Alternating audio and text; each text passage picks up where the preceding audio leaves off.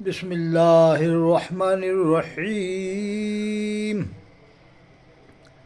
اللہ فرماتا ہے اینما تکونوا یدرککم الموت ولو کنتم فی بروج مشیدہ، تم جہاں کہیں بھی ہو موت تم کو پکڑ لے گی۔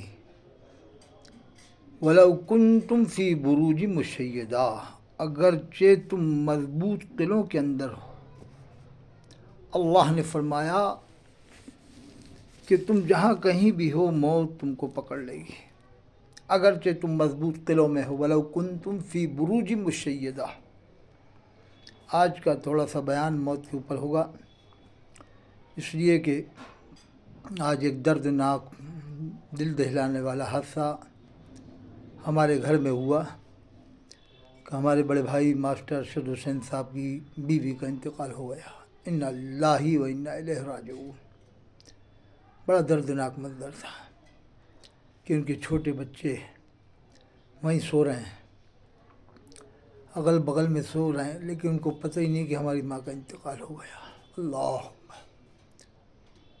بچے سو رہے ہیں قریب میں اور یہ پتہ نہیں کہ امی کا انتقال ہو گیا۔ وہ منظر دیکھ کر بڑا عجیب سا لگا۔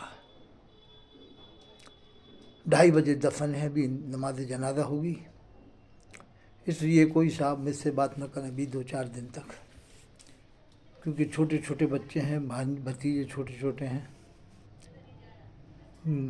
زیادہ عمر نہیں ہیں، 2 بڑے ہو گئے جوان، 5 بچے تھے، بیچارے وہیں سو رہے ہیں بچہ بچی۔ ان کو یہی نہیں معلوم کہ ہماری ماں کا انتقال ہو گیا ہے، وہ نیند میں ہے، وہ نیند میں ہے۔ بڑا دردناک حادثہ ہے۔ اس لیے آپ سے کہتا ہوں کہ موت کو یاد کرو۔ اللہ کے رسول کا فرمان ہے جو دن رات میں 20 مرتبہ موت کو یاد کرے گا اس کا حشر شہیدوں کے ساتھ ہوگا۔ قرآن میں اللہ فرماتا ہے انک میت وانہم میتون، بے شک آپ کو انتقال فرمانا ہے، ان کو بھی مرنا ہے۔ قرآن میں لا یستأخرون ساعۃ ولا یستقدمون، موت نہ ایک ساتھ آگے ہوگی نہ ایک ساتھ پیچھے ہوگی۔ موت کا ایک ٹائم مقرر ہے، اس لیے موت تو آنا ہی آنا ہے۔ ہم لوگ موت کی فکر ہی نہیں کرتے، بس عیش و آرام میں پڑے ہیں کہ آج بریانی کھا لیں، آج قورمہ کھا لیں، اتنا پیسہ جوڑ لیں، روز کے 20,000 کما لیں، پھر بھی اللہ کا شکر نہیں۔ 20,000 روپے لوگ روز کے کما رہے ہیں لیکن اللہ کا شکر ادا نہیں کر رہے ہیں۔ 6 لاکھ روپے مہینہ کما رہا ہے، کوئی 10 لاکھ کما رہا ہے، کوئی 20 لاکھ، کوئی 50 لاکھ، لیکن اللہ کا شکر ادا نہیں کر رہے ہیں۔ جبکہ موت آنا ہے، ایک دن موت آئے گی۔ قرآن میں اللہ نے فرمایا لا یستأخرون ساعۃ ولا یستقدمون، موت نہ ایک ساتھ آگے ہوگی نہ ایک ساتھ پیچھے ہوگی۔ قرآن میں ولا تموتن الا وانتم مسلمون، نہ مرو تم مگر مسلمان بن کے مرو۔ اللہ نے یہ نہیں فرمایا کہ دیوبندی بن کے مرو، بریلوی بن کے مرو، اہل حدیث بن کے مرو۔ آج مسلمانوں کی پہچان اس طرح سے کرائی جا رہی کہ یہ دیوبندی ہے، یہ بریلوی ہیں، یہ اہل حدیث ہیں، یہ مودودی ہیں۔ کیوں اس طرح سے پہچان کرا کر مسلمانوں میں تفرقہ ڈال رہا ہوں، پارٹیشن پیدا کر رہا ہوں، دماغوں میں ٹینشن پیدا کر رہا ہوں؟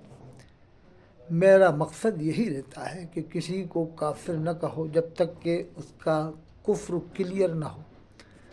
ریزرویشن کراتے ہو، ویٹنگ آتا ہے، جب تک آپ کو سیٹ نہیں ملتی، کنفرم نہیں ہو جائے تو ایک بھی ویٹنگ رہے گا سیٹ نہیں ملے گی۔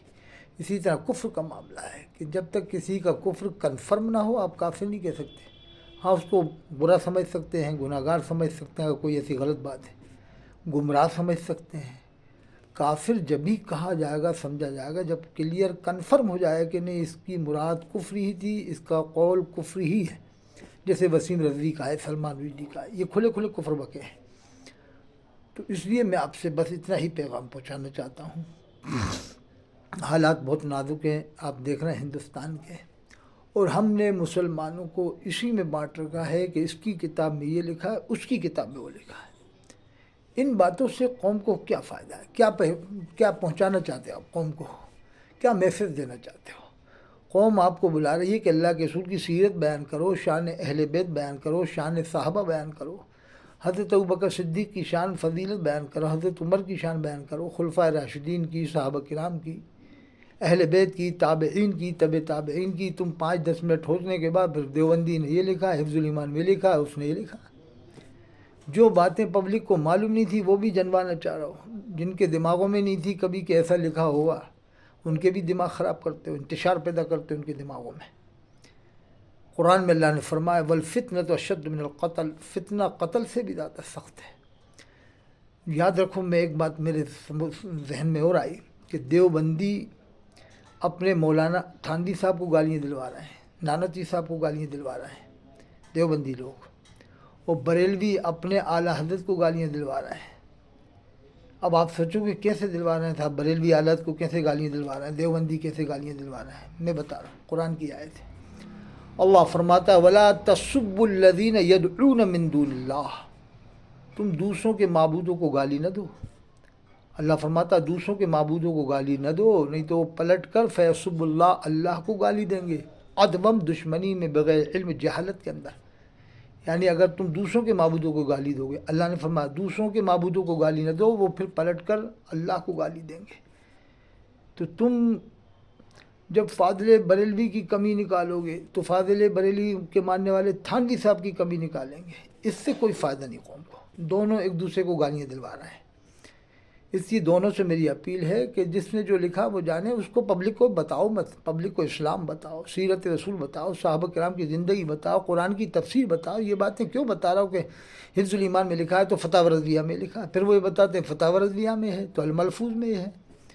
ہر ایک کو اپنی ایک دوسرے کی کمی معلوم ہے۔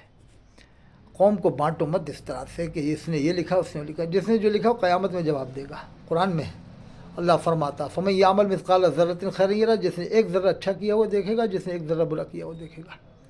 اس لیے موت کو زیادہ یاد کرو، اللہ تعالی ہم سب کو سمجھ عطا فرمائے۔